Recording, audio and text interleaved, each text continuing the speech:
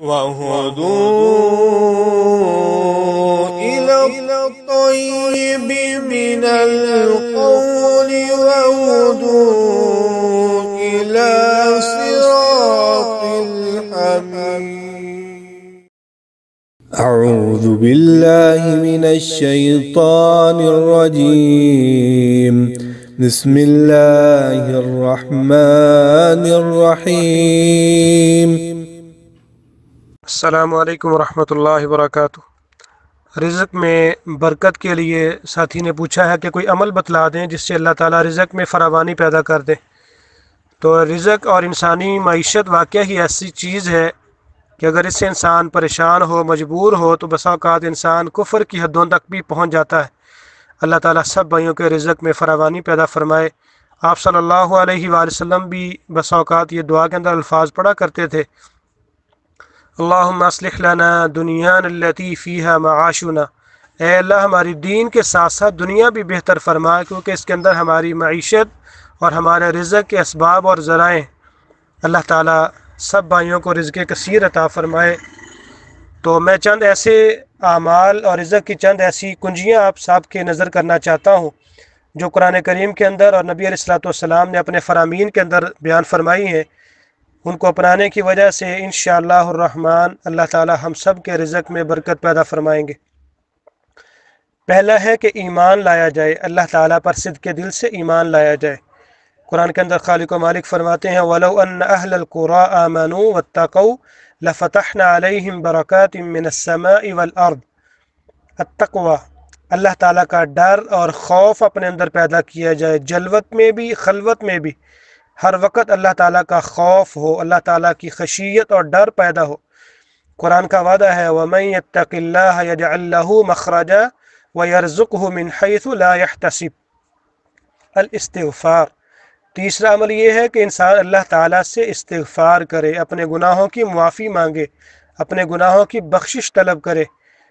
جناب نوح علیہ السلام اپنی قوم سے یہ کہا کرتے تھے فَقُلْتُ اسْتَغْفِرُوا رَبَّكُمْ إِنَّهُ كَانَ غَفَّارًا يُرْسِلِ السَّمَاءَ عَلَيْكُمْ مِدْرَارًا وَيُمْدِدْكُمْ بِأَمْوَالٍ وَبَنِينَ وَيَجْعَلْ لَكُمْ جَنَّاتٍ وَيَجْعَلْ لَكُمْ أَنْهَارًا۔ چوتھا عمل یہ ہے کہ انسان اللہ تعالیٰ کی عطا کردہ نعمتوں کا شکر ادا کرے۔ شکر کے دو طریقے ہیں، ایک تو یہ ہے کہ انسان اللہ تعالیٰ کا ذکر کثرت سے کرے اور اپنی زبان سے کلمہ شکر ادا کرے۔ دوسرا طریقہ یہ ہے کہ انسان اللہ تعالیٰ کی عطا کردہ نعمتوں کا اظہار کرے جائز طریقے سے اور ادب کے دائرے میں رہتے ہوئے، اور اللہ تعالیٰ کی احکامات کو بجا لائے اور عبادات کے اندر اپنے آپ کو مصروف اور مشغول رکھے۔ یہ بھی شکر کرنے کا ایک طریقہ ہے۔ قرآن کہتا ہے کہ لَإِن شَكَرْتُمْ لَأَزِيدَنَّكُمْ وَلَإِن كَفَرْتُمْ إِنَّ عَذَابِي لَشَدِيدٌ۔ پانچواں عمل یہ ہے کہ الانفاق، اللہ تعالیٰ نے جتنے بھی اسباب دیے ہیں ان کو اللہ تعالیٰ کی راہ کے اندر خرچ کیا جائے، صدقہ و خیرات کرنا۔ وَمَا أَنفَقْتُم مِّن شَيْءٍ فَهُوَ يُخْلِفُهُ وَهُوَ خَيْرُ الرَّازِقِينَ۔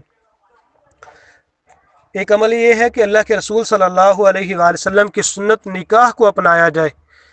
سورہ نور کے اندر اللہ عز و جل فرماتے ہیں کہ وَأَنكِحُوا الْأَيَامَ مِنكُمْ وَالصَّالِحِينَ مِنْ عِبَادِكُمْ وَإِمَائِكُمْ إِن يَكُونُوا فُقَرَاءَ يُغْنِهِمُ اللَّهُ مِنْ فَضْلِهِ۔ التوکل، اللہ تعالیٰ پہ بھروسہ کرنا، اعتماد اور یقین رکھنا کہ میرے مالک نے مجھے پیدا کیا ہے، مجھے وہ رزق بھی دے گا۔ دنیاوی اسباب اور ذرائع کو ضرور بروئے کار لائیں، لیکن اختتام اللہ تعالیٰ پر اعتماد اور یقین پر ہونا چاہیے۔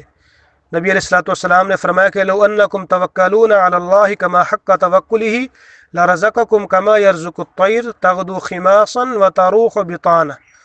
صلہ رحمی بھی ایسا عمل ہے، رشتے ناتوں کو جوڑنا، ان کے اندر دراڑ پیدا نہ کرنا، قطع تعلقی نہ کرنا، اس سے بھی انسان کے رزق کے اندر اور انسان کی عمر کے اندر اللہ تعالیٰ فراوانی پیدا کرتے ہیں اور ان کے اندر اللہ تعالیٰ برکت پیدا کرتے ہیں۔ حج اور عمرہ کرنا، آپ صلی اللہ علیہ وآلہ وسلم نے فرمایا کہ حج اور عمرہ کثرت سے کرو، اس سے انسان کے گناہ بھی معاف ہوتے ہیں اور رزق بھی اللہ تعالیٰ دیتے ہیں، رزق کے اندر بھی اللہ تعالیٰ فراوانی پیدا کرتے ہیں اور فقیری اور غربت کو اللہ تعالیٰ ختم کر دیتے ہیں۔